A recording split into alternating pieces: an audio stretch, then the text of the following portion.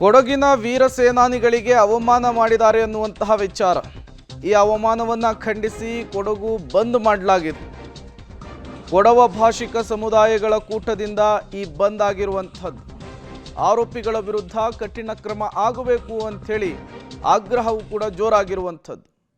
ಕೊಡಗಿನ ವೀರ ಸೇನಾನಿಗಳಿಗೆ ಅಪಮಾನ ಮಾಡಿದ್ದಾರೆ ಅನ್ನುವಂತಹ ವಿಚಾರಕ್ಕೆ ಸಂಬಂಧಪಟ್ಟಂತೆ ಕೊಡಗು ಜಿಲ್ಲೆಯನ್ನು ಬಂದ್ ಮಾಡಲಾಗಿದೆ.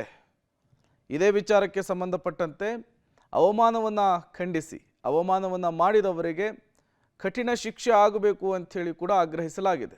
ಕೊಡವ ಭಾಷಿಕ ಸಮುದಾಯಗಳ ಕೂಟದಿಂದ ಈ ಬಂದ್ಗೆ ಕರೆಯನ್ನು ಕೊಟ್ಟಿರುವಂತಹದ್ದು.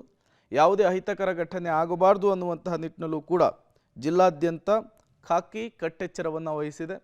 ನೀವು ಕೂಡ ಸದ್ಯದ ವಿಜುವಲ್ಸನ್ನು ಗಮನಿಸ್ತಾ ಇದ್ದೀರಿ. ಕೊಡವ ಭಾಷಿಕ ಸಮುದಾಯಗಳ ಕೂಟದಿಂದ ಈ ಬಂದ್ ಆಗ್ತಾ ಇರುವಂಥದ್ದು. ರಾಜ್ಯದಲ್ಲಿ ಪಂಚಮಸಾಲಿಗಳ ಕಿಚ್ಚು ಆರುವ ಹಾಗೆ ಕಾಣಿಸ್ತಾ ಇಲ್ಲ. 2A ಮೀಸಲಾತಿಗಾಗಿ ನಡೀತಾ ಇರುವಂತಹ ಹೋರಾಟ ಈಗ ಮತ್ತೊಂದು ಹಂತವನ್ನು ತಲುಪಿದಂತೆ ಕಾಣಿಸ್ತಾ ಇದೆ. ಬೆಳಗಾವಿಯಲ್ಲಿ ಅಧಿವೇಶನ ಪುನರಾರಂಭ, ಲಾಠಿ ಚಾರ್ಜನ್ನು ಖಂಡಿಸಿ ಪಂಚಮಸಾಲಿಗಳ ಹೋರಾಟ ತೀವ್ರ. ಸದನದ ಹೊರಗೆ ಮತ್ತು ಒಳಗೆ ಸದ್ದು ಮಾಡಲಿದೆ ಪಂಚಮಸಾಲಿಯ ಕಿಚ್ಚು. ರಾಜ್ಯಾದ್ಯಂತ ರಸ್ತೆ ತಡೆಗೆ ಪಂಚಮಸಾಲಿಗಳು ಕರೆಯನ್ನು ಕೊಟ್ಟಿದ್ದಾರೆ. ಬೆಳಗ್ಗೆ 10:30ಕ್ಕೆ ಜಯಮೃತ್ಯುಂಜಯ ಶ್ರೀಗಳ ನೇತೃತ್ವದಲ್ಲಿ ಪ್ರೊಟೆಸ್ಟ್. ಸರ್ಕಾರ ತಕ್ಷಣವೇ ಪಂಚಮಸಾಲಿ ಸಮಾಜದ ಕ್ಷಮೆಯನ್ನು ಕೇಳಬೇಕು. ಬೆಳಗಾವಿಯಲ್ಲಿ ಅಧಿವೇಶನ ಪುನರಾರಂಭ ಆಗ್ತಾ ಇದೆ. ಅಧಿವೇಶನದ ಒಳಗೆ ಬಿಜೆಪಿ ವಿಚಾರವನ್ನು ಪ್ರಸ್ತಾಪ ಮಾಡಿ ಸರ್ಕಾರದ ವಿರುದ್ಧ ಮುಗಿಬೀಳೋದಕ್ಕೆ ಪ್ಲಾನ್ ಮಾಡಿಕೊಂಡಿದ್ರೆ, ಮತ್ತೊಂದು ಕಡೆ ರಾಜ್ಯದ ಉದ್ದಗಲಕ್ಕೂ ಕೂಡ ಪಂಚಮಸಾಲಿಗಳು ಲಾಠಿ ಚಾರ್ಜನ್ನು ಖಂಡಿಸಿ ಪ್ರತಿಭಟನೆಯಲ್ಲಿ ಭಾಗಿಯಾಗಬೇಕು ಅಂಥೇಳಿ ಜಯಮೃತ್ಯುಂಜಯ ಶ್ರೀಗಳು ಕರೆಯನ್ನು ಕೊಟ್ಟಿದ್ದಾರೆ. ಹಾಗಾಗಿ ಸದ್ಯಕ್ಕೆ ರಾಜ್ಯದಲ್ಲಿ ಈ ಪಂಚಮಸಾಲಿಗಳ 2A ಮೀಸಲಾತಿಯ ಕಿಚ್ಚು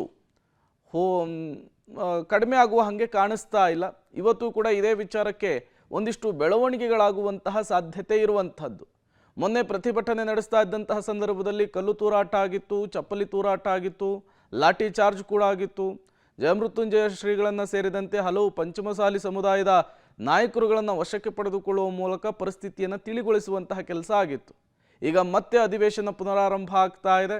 ಈ ಸಂದರ್ಭದಲ್ಲಿಯೇ ಪಂಚಮಸಾಲಿ ಸಮುದಾಯದ ಹೋರಾಟವನ್ನು ಮತ್ತಷ್ಟು ತೀವ್ರಗೊಳಿಸುವುದಕ್ಕೆ ಪ್ಲಾನನ್ನು ಮಾಡಿಕೊಳ್ಳಲಾಗಿದೆ.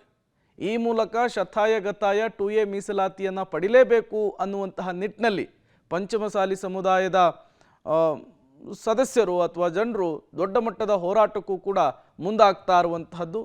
ಮೊನ್ನೆ CM ಸಿದ್ದರಾಮಯ್ಯನವರು ಸ್ಥಳಕ್ಕೆ ಬರಬೇಕು ಅಂಥೇಳಿ ಆಗ್ರಹಿಸಿದರು, ಬಟ್ ಅವರು ಹೋಗಲಿಲ್ಲ. ಪರಿಸ್ಥಿತಿ ಏನೆಲ್ಲ ಆಗಿತ್ತು ಅನ್ನೋದನ್ನು ನೋಡಿದ್ವಿ. ಇವತ್ತು ಈ ವಿಚಾರದಲ್ಲಿ ಮತ್ತೇನೆಲ್ಲ ಬೆಳವಣಿಗೆಗಳಾಗುತ್ತೆ ಅನ್ನೋದನ್ನು ನೋಡಬೇಕಿದೆ.